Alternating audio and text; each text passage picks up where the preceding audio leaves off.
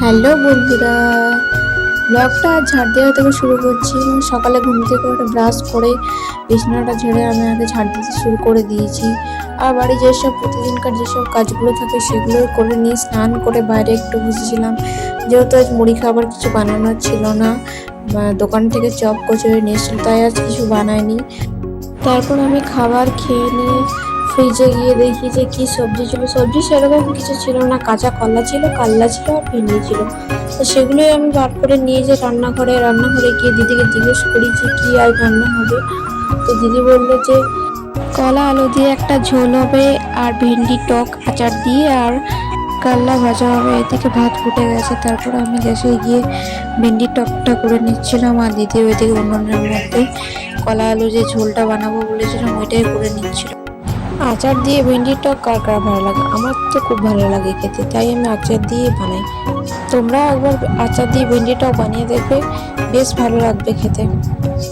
এখন যা গরম পড়েছে, গরমে তো সবজি খেতে ভালোই লাগছে না। আর এখনকার গরমকালে যে সবজি ওই ভেন্ডি পটল এসবই।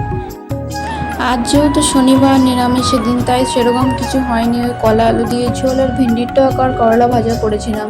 আমি তো করলা ভাজা দিতে ওই জন্য খাই না, তো আমি ভেন্ডির টক আর কলা আলু ঝোল এটাই খেয়েছিলাম। আর ফ্রিজে তো দই রাখা আছে, সে দইটাই খেয়েছিলাম। আর এইদিকে গ্যাসে ডাল চাপিয়ে দিয়েছিলাম, যেহেতু আমি তো ডাল ছাড়া খেতে পারি না। আমাদের বাড়ির অনেকে আছে যারা ডাল পছন্দ করে না, কিন্তু কিছু কিছু জন আছে যারা ডাল পছন্দ করে। তারপর এইদিকে আমার কাল্লাগুলো ভালো করে ভেজে নিয়েছি লাল লাল করে, যেহেতু আমার শ্বশুরমশাই কাল্লা ভাজা খেতে খুব ভালোবাসে, তো বিশেষ করে বাবার জন্যই কাল্লা ভাজা হয়েছে। আর আমি আর আমার দিদি তো আমার যা, আমরা তো দুজনে তো খাই না। আমার শ্বশুর আর শাশুড়ি দুজনেই খায়, ওরাই বেশি খায়। তারপর বাইরে দেখো এতটা রোদ দিয়েছে, তারপর জামা কাপড়গুলো তো এখন এত গরমে তাড়াতাড়ি শুকিয়ে যাচ্ছে, তো ওইগুলোই তুলে নিয়ে গিয়ে ঘরে গিয়ে রেখে দিলাম।